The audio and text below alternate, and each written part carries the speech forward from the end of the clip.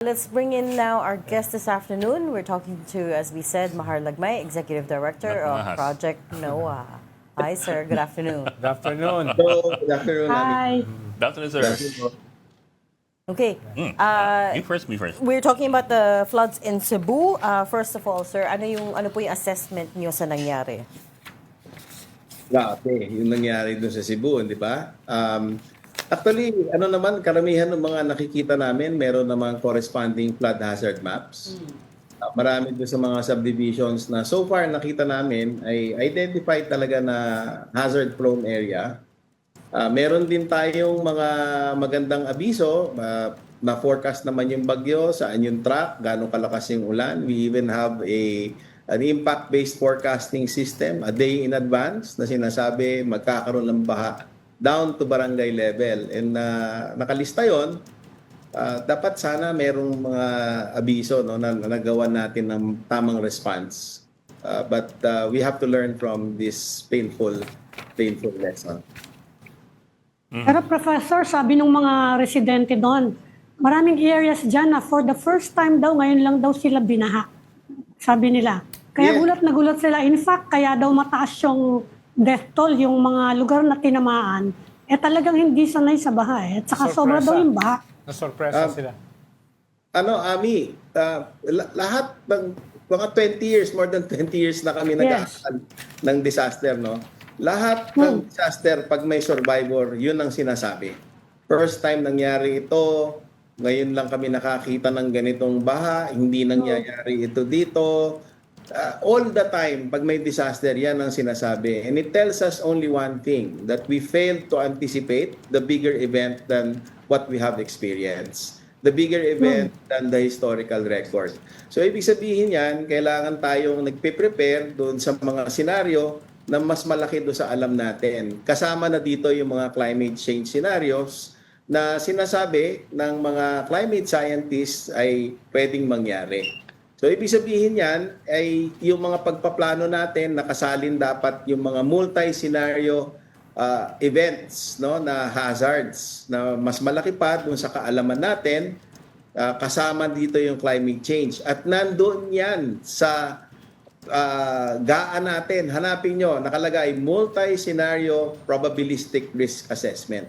Dapat sinasali yan sa plano ng mga LGU para mas makapaghahanda tayo doon sa mga dilubyong hindi pa natin nararanasan.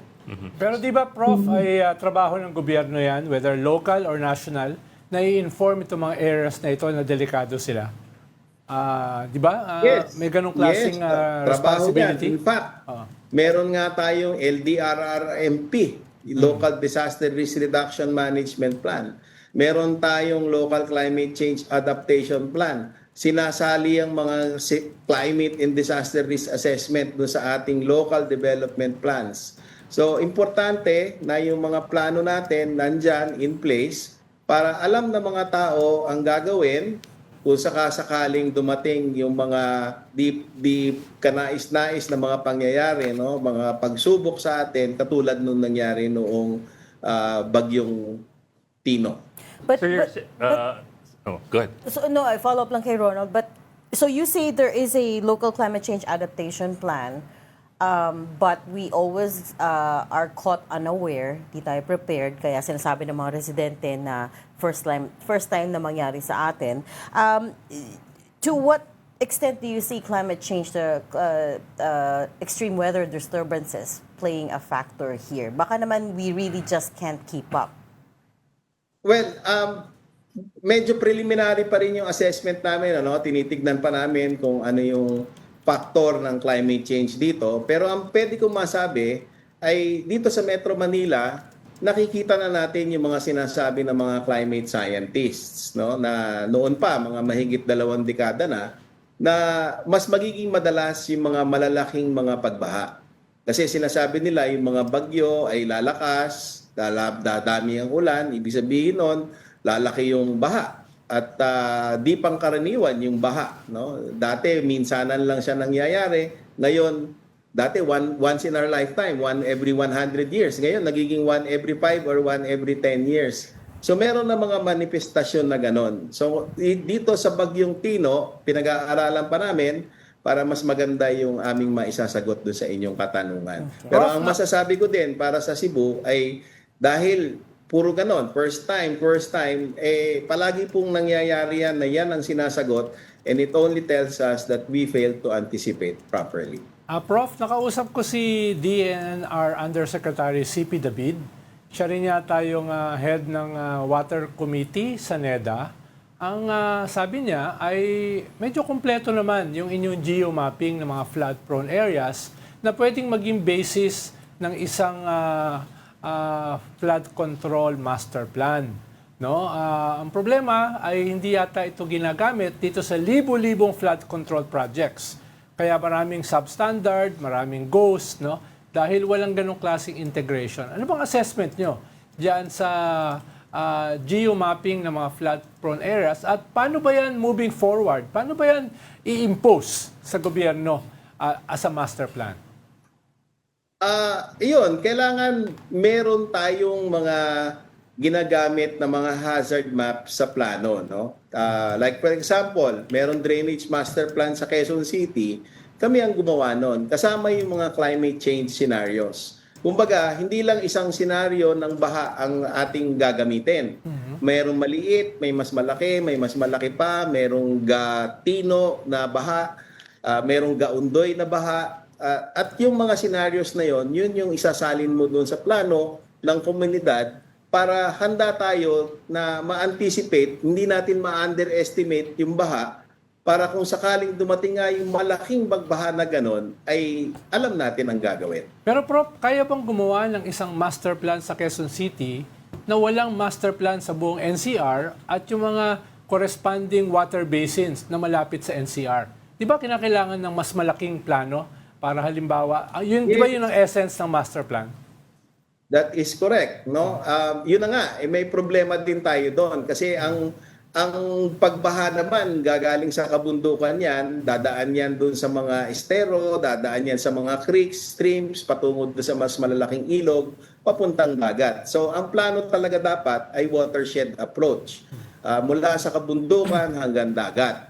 At yung mga pagbaha na yan ay hindi naman tumitigil yan doon sa administrative boundary ng LGU. So tama lamang na ang pagpaplano ay maraming LGU within that watershed, which is the fundamental unit of studies that yun po ang magandang plano kasi minsan merong national na plano, merong LGU na plano, minsan hindi nagtutugma. So kailangan ayusin natin yon na in sync yung pagpaplano ng lahat ng mga agencies concerned kasama sa mga LGU para watershed approach tayo from the mountains to the sea. So you're saying that all the variables, all the elements, all the warnings were already in place. Hindi lang napansin o hindi lang pinansin ng mga kinaukulan. You were pointing out the hazard maps are there, the subdivisions affected were identified in the hazard maps, all the warnings were given, the track of the typhoon was clear, and so on down the line. So parang, in other words, They fell short. We were not, we were not on our toes. Again, preliminary analysis, yung kung ano man yung nakita namin so far, patuloy-tuloy yung pag-aaral. Sa nakita ko, alam natin na nandun yung flood, yung mga subdivision sa floodplain.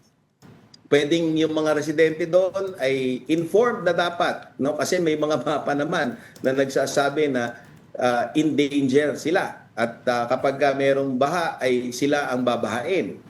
Meron ding abiso na alam natin saan tatahak yung bagyo at alam din natin kung saan yung dami ng ulan na bubuhos sa bawat lugar na dadaanan ng bagyo.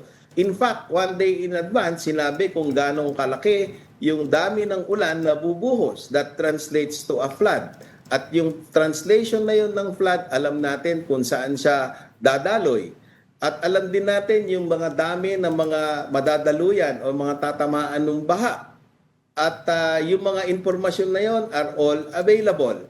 And siguro proper response in the short term, sana ay nailikas sila.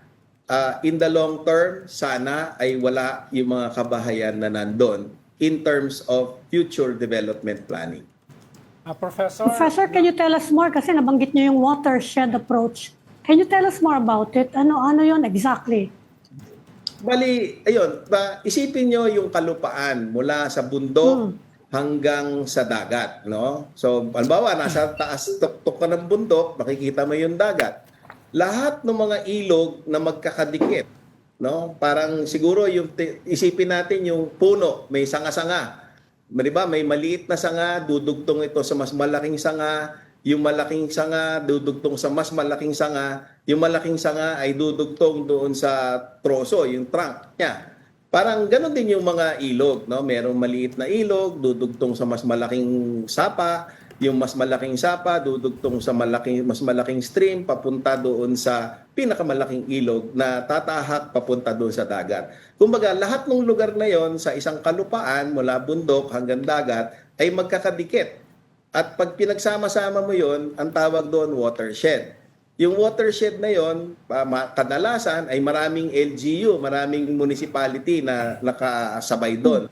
So hindi pwede magplano ka lang doon sa isang LGU kasi pag naglagay ka ng dike, maaapektuhan yung kabila naman na lugar kasi nilipat mo yung tubig doon sa kabila. So magagalit yung isang LGU, ba't nilipat mo yung tubig doon sa kabila?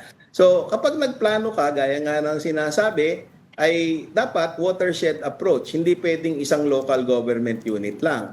Mas maganda, holistic yung approach. Titignan mo kung paano yung nature-based solutions. Kasi halimbawa, sa Negros, pinag-aralan namin, kung ibabalik natin yung forest cover noong 1990, ay kung ang tubig na volume ay 11 million cubic meters, pag binalik mo yung forest cover to 1990, mas maraming puno, 1 million cubic meters na kaagad ang mababawas para bumaba yung baha. So, kulang pa rin kasi may 10 milyon na cubic meters na bubuhos sa mga ilog, di ba? Dadaloy doon sa ilog. Kapag tumaba yung ilog, pupunta doon sa floodplains, magbabaha. So, kailangan natin ng iba pang interventions katulad ng retention basins, mag-rainwater harvesting tayo, maglalagay tayo ng sponge roads, maaaring siguro maraming mga maliliit na flow-through dams, no? Kasi nakakatakot yung malalaking dams. Yung flow-through dams sa ilalim ay tutuloy-tuloy pa rin, hindi masisira yung ecosystem. Pag pinagsama-sama natin yung mga interventions na yon, malaki ang maibabawas doon sa pagbaha. Hindi ganun kalaki. Para kung makakita ka pa ng residual risk na tinatawag, ay pwede ka na doon maglagay doon sa locations na may residual risk ng mga dike. At yung mga dike na yon ay magiging sapat para doon sa dami ng ulan na pwedeng, laki ng baha na pwedeng mangyari na nabawasan na dahil in-exhaust mo na lahat ng mga nature-based solutions na mas mura at mas sustainable. Prof, in relation sa mga nabanggit nyo, isang mahalagang component ay water retention. No? At nung nakapunta ako sa Japan at nakausap ko yung ilang mga government officials doon, 60 to 70% ng kanilang rainwater ay nare-retain nila sa huge water cisterns.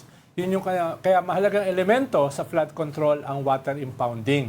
Nasaan na ba tayo sa usapin ng water retention? Nasaan na ba tayo sa pag-mitigate ng tubig ulan? At in a way, paggamit nito in more productive rather than destructive ways, no? Meron ba tayong ganung bahagi na plano this past decades? Well, okay. Sige, bibigay ako ng mga examples. Meron tayong detention basin sa BGC, no? Parang 22,000 cubic meters yata yung laki nun, ano? Parang katumbas yun ng parang, kung hindi ako nagkakamali, mga 8 Olympic-size swimming pool. Meron din tayo dito sa UP Diliman, for example, yung lagoon. Noong umulan noong August 30, thunderstorm, 1 hour umabot ng 135 millimeters per hour. That was very, very intense, no? Mas matindi yung intensity niya, yung rate ng buhos ng ulan kaysa nung pinakamataas nung Undoy in 1 hour. Ang nangyari doon ay nagbaha yung lagoon. Sabi nila, pati ba naman yan binabaha? But it was really planned that way. It was it's there because it is a retention basin para downstream communities hindi na magdudusa pa do sa dami ng tubig na yon, para magbaha do sa kanilang komunidad. So kung meron tayong tamang pagpaplano na katulad ng sa UP Diliman, katulad doon sa BGC, marami tayong ganyan, ay marahil mababawasan natin, lalo na merong climate change, na merong excess na floods. Mababawasan natin ito, dagdagan pa natin ng rainwater harvesting, yung mga dating solusyon na pumping stations na nandun sa dagat, palamihin pa natin, mag-sponge roads tayo, magkaroon tayo ng mga parks, mga damuhan na magsisipsip ng tubig, magtanim tayo ng puno para ma-intercept yung tubig kasi ilang galon din ang kaya niya ma-intercept. Malaki kasi yung problema, malaki yung volume ng water. Kaya kailangan marami tayong isipin. Pero higit sa lahat, ito yung pinaka-importante. Bago tayo mag-invest, meron naman technologies na pwede natin malaman kung epektibo yung solusyon o hindi. So bago tayo mag-invest, i-simulate muna natin. May kakayahan naman tayong gawin yon. Katulad ng ginagawa namin ngayon with MMDA, katulad ng ginagawa namin sa Drainage Master Plan sa Quezon City, nagtukoy kami kung saan magandang retention basins. Kasi hindi naman pwedeng kung saan mo lang lalagay yon. Dapat kung saan siya pinaka-epektibo. Para sa ganung paraan, kapag ginamit natin yung siyensya, ay yung ating mga investments, yung lalagay nating pera, ay alam natin magiging successful. Prof, ang taas naman ang standards niyo. No, but what I wanted to ask you, as you listen to the Senate and congressional hearings na nalalaman natin kung saan ginastos yung pera ng taong bayan, when you see these proposals for dikes, dike, revetment, what's going through your mind? Ano po yung iniisip nyo?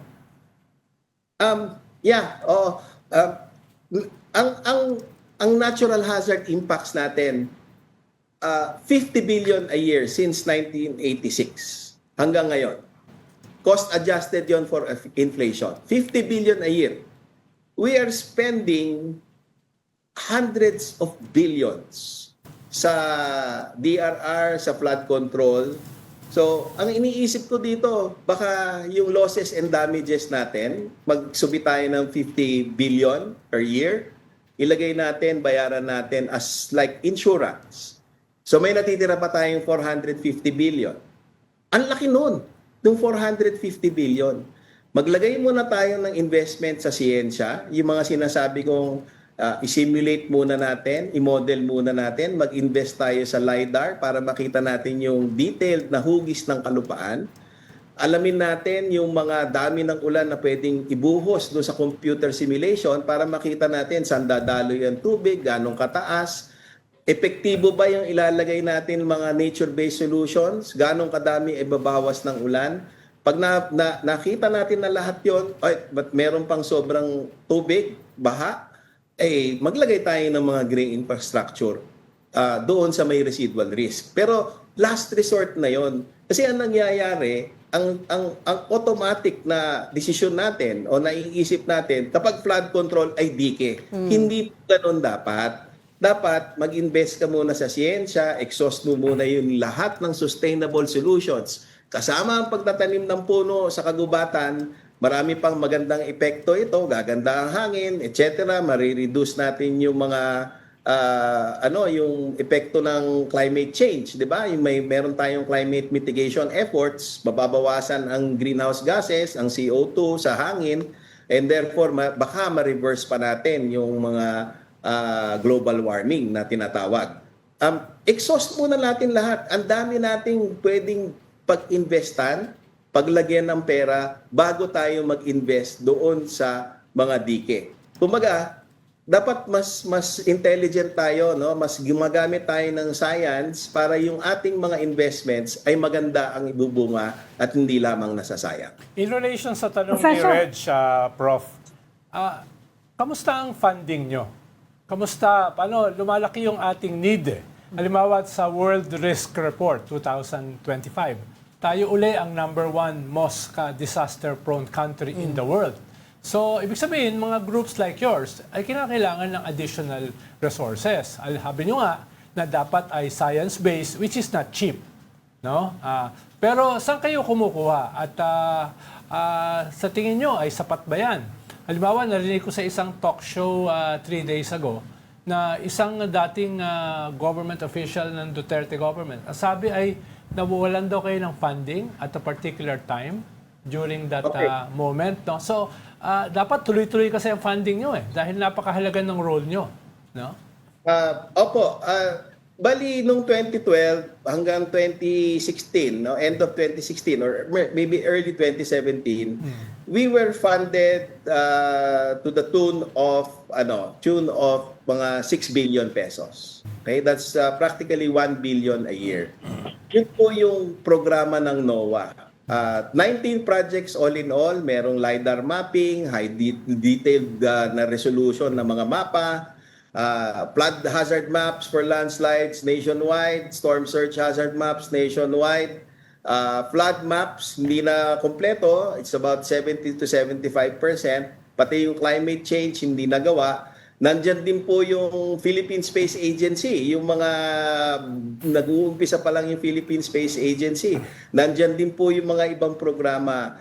So, ang programa ng NOAA, walang budget yon, pero yung mga projects na 19 projects may budget yon. Noong 2017 na-adapt kami ng UP kasi nga naubos na yung hindi na kinontinue, no? So we were adopted by UP at naging UP NOAA Center siya, which is the core component of the UP Resilience Institute.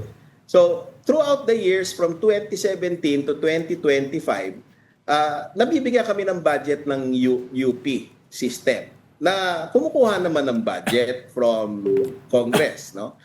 Maliit lang, pero most of our projects na-augment yung aming pera, yung funding from helping local government units create their comprehensive land use plans at saka iba-ibang plano. Marami kaming mga nagawa doon, siguro mga 30 cities and municipalities over the span of 7 years or 8 years. At marami kami natutunan. Marami din kaming mga international support. Meron kaming support ng funding from USAID, meron kami from funding sa Canada, meron kami with the United Nations International Office of Migration, and so many more, so much more, no? So nabuhay kami, and at the same time, we retain the experienced, skilled, and trained researchers. Yun ang pinaka-importante na na-retain. And also the institutional memory. Next year ay magkakaroon po kami ng budget galing sa DPWH, kung hindi ako nagkakamali, na nasa NEP na-approved sa Congress na about 1 billion also for 2026. Pero meron kaming mga kailangan gawin, no? Kasama doon yung mga sinasabi ko ngayon. And hopefully, lumaki ito. Hopefully, masustain ito. Merong mga bills filed sa Senate and Congress by Senator Bam, Senator Loren, Congressman Javi Benitez. Sana po masuportahan yan at maging batas ito kasi kung matuloy-tuloy itong aming funding ay mamobilize po din namin lahat ng mga SUCs and higher education institutions. Kasi kailangan po ng science. Hindi naman yung hazard lang ang tinutukoy natin. Dapat alam natin kung ano yung mga research na ano yung kailangan gawin ngayon na natukoy natin na may baha dyan. Ano yung itatanim natin na mga crops. Kung may drought, ano yung tatanim natin na mga corn at saka rice. Hindi naman pwedeng nanggagaling ito sa Israel o sa Europe, di ba? So kailangan local research, and that is why we need also the experts across all sectors from the state universities and colleges. So kapag natuloy po ito, maganda yung magiging programa, may local research na merong science-based and parang whole of society approach kasi isasalin mo yon do sa plano ng community. At pwede natin gamitin yung disaster platform, climate change platform to help our country develop. Ami has a question. Pero bakit tinigil yung pondo ninyo nung nakaraang administration? Matagal na po Bakit yun. tinigil yung Yes. pag-fund? Matagal na yun meron naman, nagkaroon naman kami na-sustain naman namin, na-maintain naman namin yung institutional memory. Let's move forward. Pero bakit tinigil yung pag-fund? Ay, hindi ko po alam. Hindi naman po ako politiko. Hindi po ako nagdidesisyon Hindi yan. nyo ba tinanong? Kasi syempre tatanungin nyo rin, Siyempre, tinanong bakit ko yan. tinitigil Ang yung sinabi- funding namin? Ang sinabi ko lang po ay kapag nawala ito, kasi NOAA is about empowerment of the Filipino people. Yung Yes. dating wala sa mobile phone, yung dating wala sa cellphone, ay nahawakan ng mga tao yung mga impormasyon. NOAA is about open data, is about openness, about transparency, crowdsourcing, citizen science, engagement, the use of arts and the humanities para mas maintindihan, ma-embrace ng mga tao yung siyensya. At ang programa po ay hindi lang tungkol sa hazards, kundi a holistic view of what we can do in terms of science, the best practices, the frontier technologies, kasi the people, Filipinos, need the best research outputs. Utang natin sa mga Pilipino na ibigay sa kanila ang pinakamaganda. At yun po ang NOAA na sinasaliksik, Operations Research, kaya NOAA ang pangalan, para maibigay, maisalin sa programa ng DRR at Climate Change Actions yung pinakamaganda which Filipinos deserve. Nabanggit yung- Kinukonsulta na ba kayo ng DPWH? Kasi sabi ng ibang officials ngayon, kukonsultahin daw nilang NOAA about the flood control projects dahil dito sa iskandalong nangyayari. Tama po yun. In fact, nagkaroon po kami ng pagpupulong with Secretary Vince Dizon. Kasama ko po si Yusek CP David ng DNR. Kasama ko din si Academician Glenn Tabios, who is the foremost flood expert. Dating NHRC siya, National Hydraulics Research Center. Ako naman po ay represent the UP Resilience Institute. Bali, kasama po natin dito ang buong UP system nationwide. Kasama din po natin dito yung UP NOAA Center. At susubukan po namin na magtulong-tulong kasama ang DPWH para yung ating master plan for flood control ay mas maganda ang basihan dahil merong mas magandang siyensya. I know, sir, that you said nga that you're still doing the preliminary studies dun sa anong nangyari dun sa Visayas because of Tino. But given the immensity of what seemed to have happened, yung grabing baha, do you think that it's only primarily because of the weather, the volume, the rainfall, or may iba pang elements like, for example, topography, geology, or you're a geologist, and man-made problems like, I don't know, deforestation? In relation doon sa tanong ni Ed, Professor, nabanggit yung kasi kanina yung land use. Di ba napakahalaga niyang usapin ng land use na yan? Dito sa, hindi lang pag-mitigate ng mga natural disasters, di ba? Kung hindi talaga, para ma-prevent na ito, kung maayos yung ating land use. Pero yung land use kasi matagal na kasi yan eh. At usually, napipigilan ito ng mga malalaking real estate companies, subdivision companies, plantations, etc. Nasa na ngayon yung usapin ng land use na napakahalaga dito sa pinag-uusapan natin? Oo, bali yung kwento ko kanina na nakatulong kami sa mga local government units. Lahat naman po sila required na magkaroon ng comprehensive land use and development plan. When they do the plans, kasama po yung risk doon, no? Kasama po yung sinasalin doon yung climate and disaster risk assessment, kasama din po yung mga local disaster risk reduction management plan. Pero when they do that development plan, ang nangyayari ay kinukonsulta po lahat ng mga stakeholders do sa community. And they are asked what their vision is for their community in the future. Let's say 50 years from now, 10 years from now. So base dun sa vision na yon, isinasama po yung lahat ng pagpaplano sa sektor ng agrikultura, turismo, ng energy, ng health sector, etc. Tapos ipaplano mo yon ayon doon sa mga panganib doon sa lugar. Katulad ng baha, saan ba binabaha, gano'ng kataas ang baha. Para kapag nagplano ka, yung mga critical infrastructure, yung development mo, iiwas mo doon sa mga bahaing lugar na naitukoy. Para kahit dumating yung baha, walang disaster na pag-uusapan.